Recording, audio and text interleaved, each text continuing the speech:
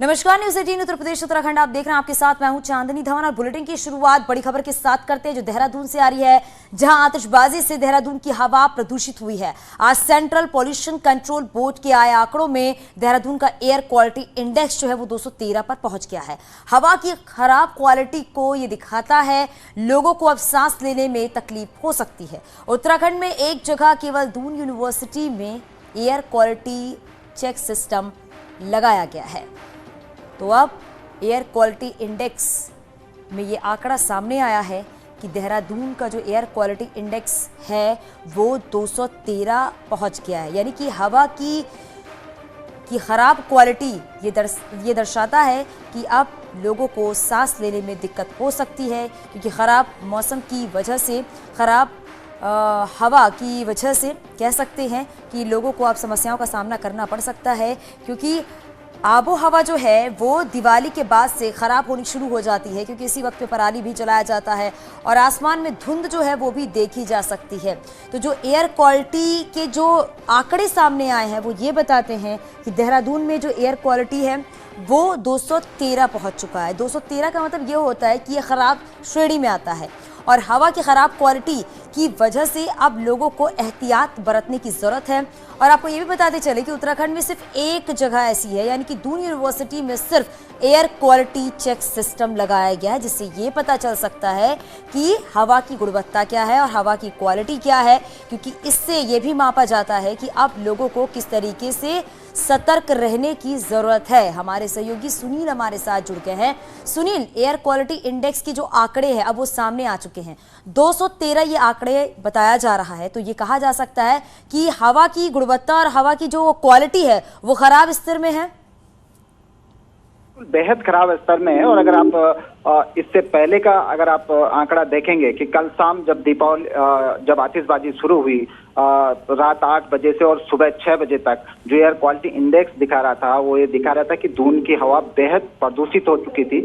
यहाँ तक कि एयर क्वालिटी इंडेक्स का जो ग्राफ होता है कि 300 से लेकर 500 तक भी देर रात यहाँ पर एयर पॉल्यूशन पहुंचा देहरादून में। अभी का जो ताजा अपडेट है सुबह 10 बजे का जो एयर क्वालिटी इंडेक्स दिखा रहा है वो 200 के आसपास, 213 के आसपास शो कर रहा है। लेकिन ये कंडीशन भी बेहद खतरनाक है, खासकर उन लोगों के लिए कि जो बुजुर्ग हैं या किसी बीमारी से ग्रसित हैं। अगर वो लंबे समय तक इस एयर के संपर्क में रहते हैं तो उनको तमाम तरह की समस्याएं यहाँ पर हो सकती हैं, खासकर सांस लेने में दिक्कतें हो सकती हैं। ये अभी जो सेंट्रल पॉल्यूशन कंट्रोल बोर्ड है उसका एक सिस्टम देहरादून में लगा है, दून यूनिवर्सिटी में। ये उसके आंकड़े हैं, लेकिन ऑल ओवर स्टेट के आंकड़े अभी दोपहर बाद तक मिल सकते हैं जो स्टेट पॉल्यूशन कंट्रोल बोर्ड ने। जो आंकड़े सामने आए हैं एयर क्वालिटी इंडेक्स के, ये साफ तौर पर संकेत है कि लोगों को अब किस तरीके से एहतियात बरतना है, लोगों को किस तरीके से सावधानी बरतनी है। अगर वो लापरवाही करते हैं तो उनके लिए भारी पड़ जाएगी।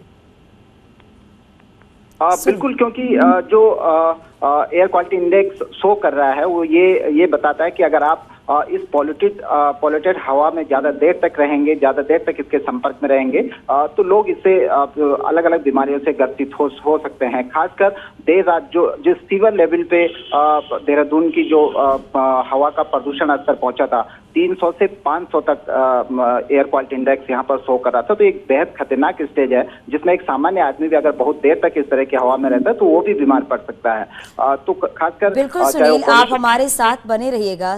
शैलेंद्र नेगी भी हमारे साथ जुड़ गए हैं फोन लाइन पर। शैलेंद्र, जरा आप भी बताइएगा कि हल्द्वानी में क्या हाल है, क्योंकि देहरादून के तो आंकड़े सामने आ चुके हैं, 213 पहुंच चुके हैं, यानी कि हवा की जो क्वालिटी है वो बेहद खराब स्तर पे है। वहां का क्या हाल है हल्द्वानी का? देखिए, हल्द्वानी में देर रात जबरदस्त पटाखे लोगों की तरफ से छोड़े गए हैं, आतिशबाजी जबरदस्त हुई है, तो इसकी वजह से जो एयर क्वालिटी इंडेक्स है यहाँ भी बहुत तेजी से उसमें गिरावट दर्ज की गई है और 200 के तकरीबन 201 के आसपास जो है वो एयर क्वालिटी इंडेक्स को रिकॉर्ड किया गया है। और जो शहर के अलग अलग इलाके हैं, विशेषकर जो तिकोनिया का इलाका है वहां पर बहुत ज्यादा, नैनीताल रोड है ये, नैनीताल को जाने वाली रोड है, और वहां पर पोल्यूशन का स्तर बहुत ज्यादा है। इस तरीके के यहाँ पे जो पैरामीटर्स लगाए गए हैं उसमें जो एयर क्वालिटी इंडेक्स आया है वो बेहद साफ दिखा रहा है कि किस तरीके से जो हल्द्वानी की जो हवा है वो किस तरीके से देर रात प्रदूषित हुई है। और आज भी, क्योंकि आज भी रात को पटाखे छूटेंगे तो इसके जो विशेष तौर पे सांस के रोगी हैं, दिल के रोगी हैं और ब्रोंकाइटिस के रोगी हैं उनको दिक्कत जो है अगले डॉक्टर्स कह रहे हैं कि अगले 1-2 दिनों में उनकी दिक्कतें सामने आएंगी, क्योंकि जो ये छोटे छोटे कण हैं इस पोल्यूशन के कारण हवा में घुल चुके हैं और वो धीरे धीरे लोगों को सांसों की दिक्कत क्रिएट करेंगे। तो ऐसे में हल्द्वानी का जो एयर क्वालिटी इंडेक्स है वो भी तेजी से प्रभावित हुआ है, जो पटाखे छोड़े गए हैं, और विशेष तौर पर जो हार्ट के पेशेंट है, जो बीमार हैं, उन लोगों को आने वाले समय में अगले 1-2 दिनों में दिक्कतें शुरू हो सकती हैं। बिल्कुल शैलेंद्र, सुनील भी हमारे साथ बने हुए हैं। सुनील, क्योंकि अगर बात करें तो जिस तरीके से आंकड़े सामने आए हैं वो वाकई चौंकाने वाले आंकड़े हैं, और ये भी देखा जा रहा है कि इस मौसम में जो ब्रीदिंग के मरीज होते हैं उनको सबसे ज्यादा प्रॉब्लम फेस करनी पड़ती है। इसलिए बार बार ये भी कहा जाता है कि इस मौसम में अगर घर से आप बाहर निकलते हैं तो अगर आप मास्क लगा लेंगे तो आप पूरी तरीके से सुरक्षित रह सकते हैं। बिल्कुल एक हद तक लोगों को सेफ्टी मिल सकती है यदि अगर मास्क का आप प्रयोग करते हैं, लेकिन जिस तरह से जो एयर क्वालिटी इंडेक्स दिखा रहा है 2.5 PM का, यानी हवा के वो पार्टिकल्स, वो छोटे छोटे धूल के वो कण जो आपको सांस लेने में आपके अंदर जा सकते हैं, आपके शरीर में एंटर कर सकते हैं, ये वो एयर क्वालिटी लेवल है। दून में जो अभी शो कर रहा है 213 के आसपास एयर क्वालिटी इंडेक्स शो कर रहा है, यानी कि ये हवा भी आपके लिए स्वच्छ नहीं है। और अगर ये इंडेक्स ये प्रदूषण का ये लेवल अगर शाम तक बना रहता है तो लोगों को, खासकर जो उस एरिया में हैं, जो वहां पर हैं, उनको ये दिक्कतें हो सकती हैं। इसलिए लगातार डॉक्टर्स भी इस बात की सलाह दे रहे हैं कि आप खासकर मॉर्निंग वॉक पर जाने से बचें या बाहर निकले तो मास्क पहनकर जरूर निकले, जिससे कहीं ना कहीं कुछ न कुछ सेफ्टी आपको जरूर मिलेगी। लेकिन जिस तरह से अभी शैलेंद्र भी बता रहे थे कि लगातार जो आतिशबाजी कल भी हुई, आज भी आतिशबाजी होगी, तो इससे पॉल्यूशन का खतरा और बढ़ जाएगा। और खासकर दून घाटी में, क्योंकि दून घाटी की जो भौगोलिक संरचना है, एक कटोरे नुमा यहाँ की भौगोलिक संरचना है, और जो साइंटिस्ट कहते हैं कि जब हवा के पार्टिकल्स यहाँ पर दून घाटी में पॉल्यूटेड हवा बहती है तो ये बहुत देर तक दून घाटी के अंदर घूमती रह जाती है, दून घाटी से बाहर नहीं निकल पाती। यानी कि अगर जो आज पॉल्यूटेड बिल्कुल है, सुनील, और यही सारी बातें हैं जिस पर ध्यान देने की जरूरत है लोगों को। और शैलेंद्र भी हमारे साथ बने हुए हैं। शैलेंद्र, क्योंकि लगातार ये कहा जा रहा है, क्योंकि एयर क्वालिटी इंडेक्स जो सामने आया है आंकड़ा, उससे वाकई लोगों को सचेत रहने की जरूरत है। और ये भी है कि आप बता रहे थे कि अभी नहीं लेकिन 1-2 दिन के बाद मरीजों की संख्या बढ़ जाती है जो ब्रीदिंग के मरीज है। देखिए, बिल्कुल डॉक्टर्स का कहना है, जो विशेषकर जो चेस्ट के डॉक्टर्स हैं, टीबी चेस्ट के डॉक्टर्स, तो उनकी ये सलाह है कि जो सीनियर पेशेंट्स हैं, यानी वरिष्ठ जो पेशेंट हैं, जो उम्र दराज पेशेंट हैं, उनको विशेष तौर पर ख्याल रखने की जरूरत है, क्योंकि अभी जो पार्टिकल्स हैं जो हवा में खुले हुए हैं वो अभी हायर लेवल पे हैं और वो धीरे धीरे जमीन के स्तर पर आने शुरू होते हैं, और जैसे ही वो निचले स्तर पर आएंगे तो हमारी सांसों के स्तर पर पहुंच जाएंगे और वो धीरे धीरे हमारी सांसों में घुलने शुरू होते हैं, और फिर वो धीरे धीरे हमारे फेफड़ों में और सांस की नली के जरिए फेफड़ों में फिर दिक्कत पैदा करना शुरू करते हैं। तो इसमें 1-2 दिन का वक्त लगता है, और हर बार दीपावली के बाद ये देखा गया है कि बिल्कुल शैलेंद्र, और इसीलिए एहतियात बरतना बहुत जरूरी है। और इसीलिए बार बार ये कहा जा रहा है कि जब भी आप घर से बाहर निकले तो मास्क आप जरूर लगा लें ताकि आप पूरी तरीके से सुरक्षित रहें। बहुत शुक्रिया सुनील, आपका भी, शैलेंद्र आपका भी।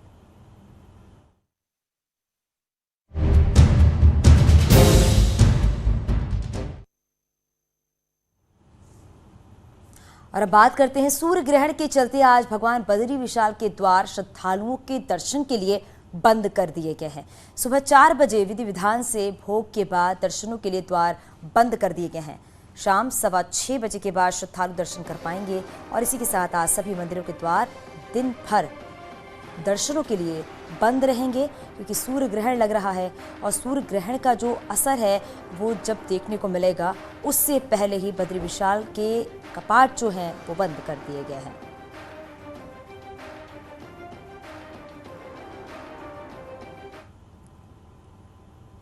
उत्तरकाशी में सूर्य ग्रहण के चलते गंगोत्री यमुनोत्री धाम के कपाट शाम 6 बजे तक के लिए बंद कर दिए गए हैं। गंगोत्री यमुनोत्री धाम के पुरोहितों ने ब्रह्म मुहूर्त में पूजा अर्चना विधि विधान के साथ सुबह 4 बजे श्रद्धालुओं के लिए सूर्य ग्रहण के चलते कपाट बंद कर दिए हैं। सूतक के चलते शाम 6 बजे कपाट जो है वो शाम 6 बजे तक बंद रहेंगे, और 6 बजे के बाद पूरे विधि विधान के साथ फिर कपाट खोल दिए जाएंगे, क्योंकि कहा यह जा रहा है कि भारत में जो इसका असर है वो 4:25 से 6:30 बजे तक रहेगा। उसके बाद ही मंदिर के कपाट जो है खोल दिए जाएंगे। दूसरा सूर्य ग्रहण लग रहा है, जिसके लिए जो ग्रहण का सूतक काल है वो 12 घंटे पहले 4:22 से शुरू होगा और शाम 6:23 तक रहेगा। इसके लिए माँ यमुना जी के पूजा अर्चना के साथ 4:22 पर माँ यमुना जी के पूजा अर्चना के साथ मंदिर के कपाट बंद कर दिए जाएंगे। प्रातः 2 बजे आज भगवती गंगे का स्नान अभिषेक किया गया। तदुपरांत माँ भगवती गंगे की आरती के पश्चात ठीक ब्रह्म मुहूर्त में 4 बजे भगवती गंगे को जो है वो कपाट को बंद कर दिया गया और सायंकाल सूतक ग्रहण काल में जो है 6 बजे तक ये कपाट बंद रहेंगे। तदुपरांत ही स्नान आदि के बाद भगवती गंगे की सायंकालीन आरती होगी। ज्योतिषाचार्य के अनुसार धर्मनगरी हरिद्वार में शाम 4:27 से लेकर शाम 6:22 तक सूर्य ग्रहण का प्रभाव रहेगा और इससे 12 घंटे पहले ही सूतक काल शुरू हो जाएगा। इसलिए हरिद्वार की हर की पैड़ी पर सुबह और शाम के वक्त होने वाली आरती पर भी रोक लगाई गई है। सूर्य ग्रहण समाप्त होने पर गंगा घाटों को गंगा जल से धोकर शुद्ध किया जाएगा। हरिद्वार के तमाम मठ मंदिरों में भी पूजा अर्चना फिलहाल बंद है। गर्भवती जो महिलाएं हैं उनको खास करके जब सूर्य का ग्रहण प्रारंभ होगा उस समय उनको बाहर नहीं निकलना चाहिए, क्योंकि ऐसी मैग्नेट किरणें निकलती हैं। सूर्य स्वयं जो है अपनी जो आभा है सूर्य की और राहु के द्वारा जो एक भौगोलिक स्थिति है हमारी पृथ्वी की, प्रत्येक जीव मात्र के प्राण जो है सूर्य में स्थित हैं और जब सूर्य ही ग्रसित होता है तो हमें गायत्री मंत्र का जप करना चाहिए, आदित्य हृदय स्तोत्र का पाठ करना चाहिए और ग्रहण के उपरांत स्नान करके जो जरूरतमंद लोग हैं उनको दान करना चाहिए, क्योंकि इस साल का जो ग्रहण है वो दिवाली के जस्ट अगले दिन ही लग रहा है, पूरे दिन अमावस्या है और जिसका समापन सूर्यास्त के बाद में होगा। इसलिए सूर्यास्त के बाद जब ग्रहण समाप्त हो गंगा स्नान अथवा अपने घर में गंगा जल थोड़ा सा बाल्टी में डाल करके स्नान करें। और हमारे साथ हमारे सहयोगी अलग अलग जगह से जुड़ गए हैं। हरिद्वार से हमारे साथ हमारे सहयोगी पुलकित शुक्ला हमारे साथ जुड़ गए हैं। पुलकित, क्योंकि सूर्य ग्रहण के समय कुछ इस तरीके से बताया गया है 4:23 और शाम को 6:30 बजे तक ये ग्रहण रहेगा, उसके बाद ही फिर कपाट खोला जाएगा। हालांकि अब पूजा पाठ बंद रहेगी और 6:30 बजे के बाद सूतक भी लग जाएगा। अभी फिलहाल क्या जानकारी मिल पा रही है हरिद्वार और हर की पैड़ी की अगर बात करें तो?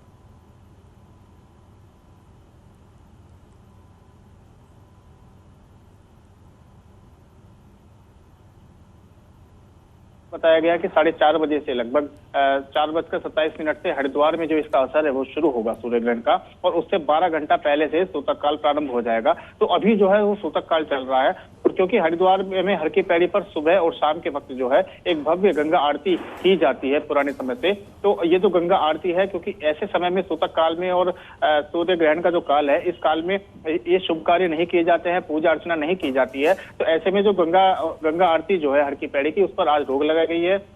सुबह के वक्त भी आरती नहीं हुई है और शाम के वक्त क्योंकि लगभग 6:30 बजे तक सूर्य ग्रहण चलेगा और उसके बाद जो गंगा घाट है उनका शुद्धिकरण किया जाएगा, गंगा जल से उन घाटों को धोया जाएगा, तो शाम के वक्त भी जो आरती है वो नहीं होगी। तो ऐसे में जो श्रद्धालु हैं, जो यात्री हैं, जो गंगा आरती देखने के लिए हरिद्वार में पहुंचते हैं, आज उन्हें जरूर निराशा हाथ लगेगी। हालांकि क्योंकि कल ही दिवाली बीती है और त्योहार का भी सीजन चल रहा है तो बहुत ज्यादा भीड़ अभी तक यहाँ हरिद्वार में बिल्कुल क्योंकि सूतक लग चुका है और ग्रहण जो है वो भारत की बात की जाए तो कहा जा रहा है कि 4:30 बजे से लेकर 6:30 बजे तक इसका असर देखने को मिलेगा।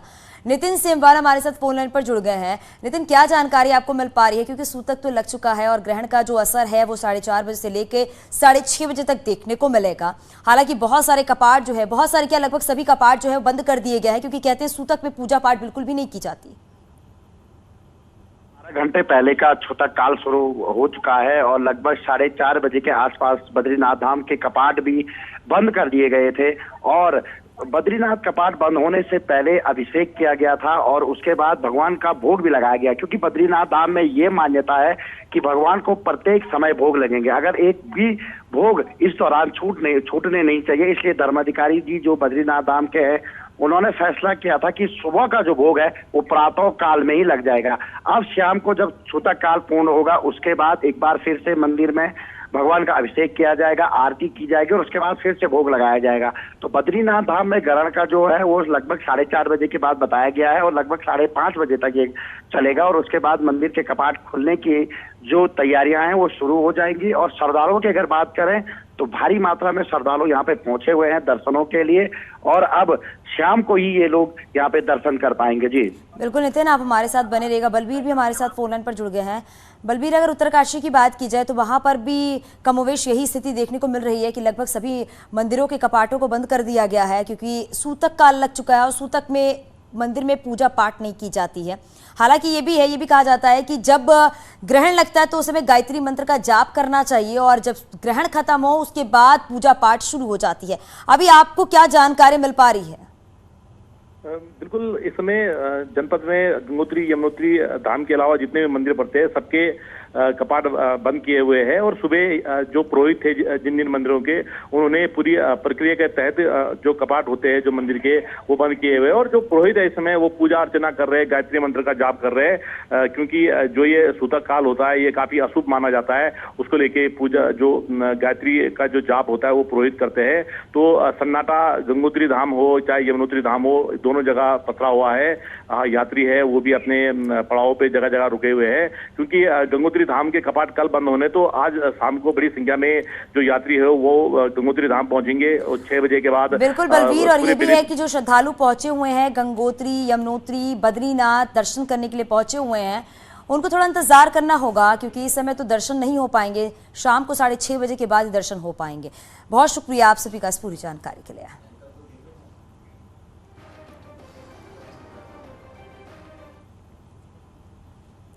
इस बार दीपावली के पर्व पर बद्रीनाथ धाम में भी रौनक देखने को मिली है। 16,32,000 से भी अधिक तीर्थ यात्री बद्रीनाथ पहुंच चुके हैं, जो अपने आप में एक बड़ा रिकॉर्ड है। इससे पहले 2019 की बात करें तो 2019 में 12,41,000 तीर्थ यात्री बद्रीनाथ धाम पहुंचे हुए थे। 19 नवंबर को भगवान बद्री विशाल के कपाट शीतकाल के लिए बंद होंगे। माना ऐसा जा रहा है कि अभी और अधिक तीर्थ यात्रियों के बद्रीनाथ धाम पहुंचने की उम्मीद है।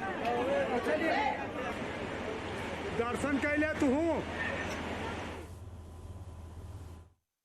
जैसा कि अभी भगवान बद्री विशाल और बाबा केदारनाथ के लिए जो श्रद्धालु अभी तक आए हैं, लगभग 16 लाख से भी अधिक श्रद्धालुओं ने भगवान के दर्शन कर दिए हैं। यह एक बहुत बड़ा रिकॉर्ड है। पहले तो शायद अभी तक ऐसा हुआ नहीं, शायद आगे भगवान की कृपा से और आगे इससे भी अधिक श्रद्धालु आएंगे। उत्तरकाशी में दीपावली का त्योहार बड़े धूमधाम और पारंपरिक तरीके से मनाया गया। ग्रामीण युवा पारंपरिक भेलू को घुमाते नजर आए। तस्वीरें उत्तरकाशी के खुरमोला गांव की है। यहाँ युवा आज भी भैला बनाकर उसमें आग लगाकर पारंपरिक तरीके से घुमाने का प्रचलन बनाए हुए हैं। ये पूर्ण पारंपरिक तरीका होता है जो कि आज खूब देखा जाता है। यानी कि दिवाली के अवसर पर इस क्षेत्र के सभी प्रवासी लोग अपने घर की ओर आते हैं और गांव में ही दिवाली का उत्सव जो है बड़े हर्षोल्लास के साथ मनाते हैं, जिस कारण थोड़े समय के लिए गांव में रौनक जरूर लौट जाती है। आज हमें इस बेला त्योहार पे, दिवाली त्योहार पे इतनी बड़ी खुशी हो रही है, क्योंकि हमारे श्री राम भगवान जी थे जो हमारे वो अपने घर आए थे आज, तो इस पर्व को हम मना रहे हैं। और जो यहाँ की विशेषता है बहुत अच्छे तरीके से मना रहे हैं यहाँ पे।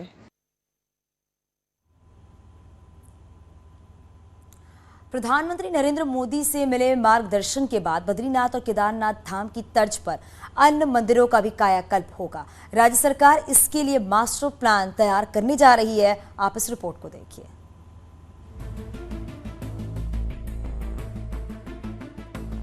उत्तराखंड में पर्यटन और तीर्थाटन ही ऐसा एक सेक्टर है जो आर्थिक नजरिए से भी राज्य के लिए मील का पत्थर साबित हो सकता है।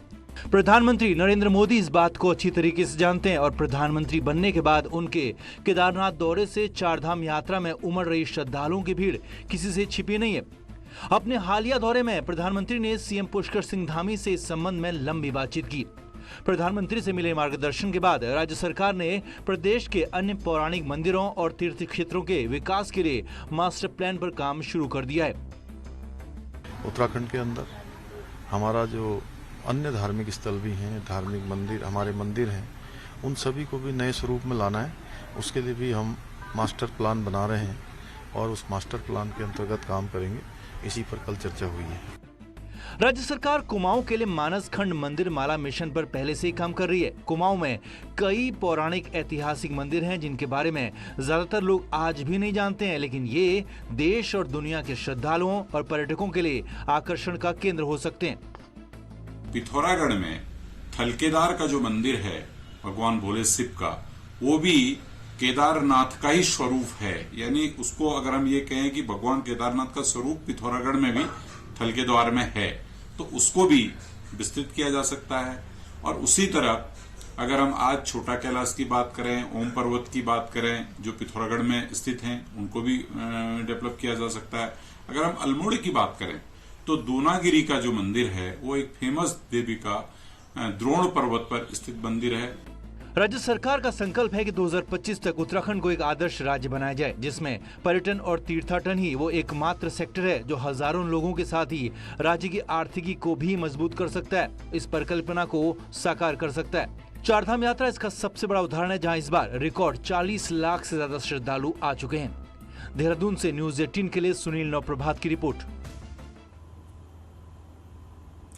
लगातार 2 लोकसभा चुनाव में हार चुकी कांग्रेस में 2024 चुनाव के लिए चर्चा शुरू हो गई है, लेकिन बड़े नेताओं का रुख बिल्कुल अलग अलग है। कोई चुनाव लड़ने से इनकार कर चुका है और कोई 2 सीटों पर नजरें गड़ाए बैठा हुआ है। हालांकि प्रदेश अध्यक्ष करण मरहरा ने साफ कर दिया है कि चुनाव में किसे टिकट मिलेगा ये पार्टी का शीर्ष नेतृत्व तय करेगा।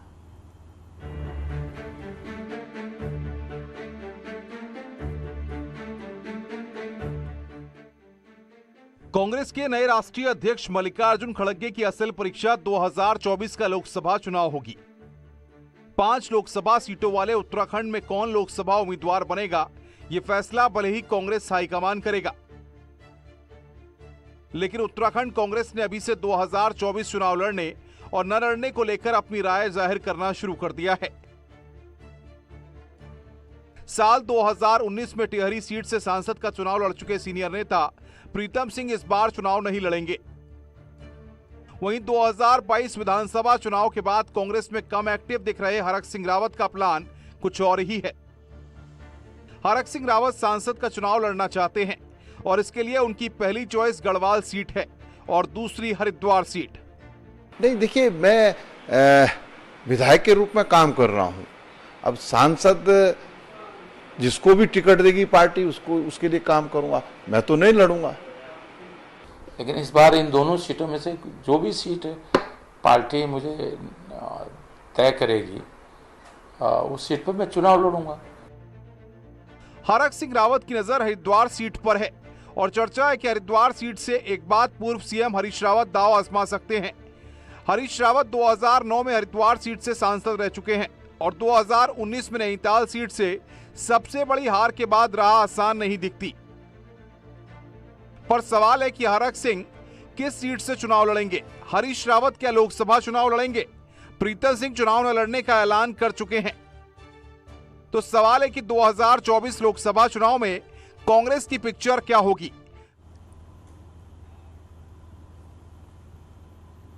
और आगे भी खबरें जारी है, यहां रुकेंगे छोटे से ब्रेक के लिए, जल्द लौटते हैं।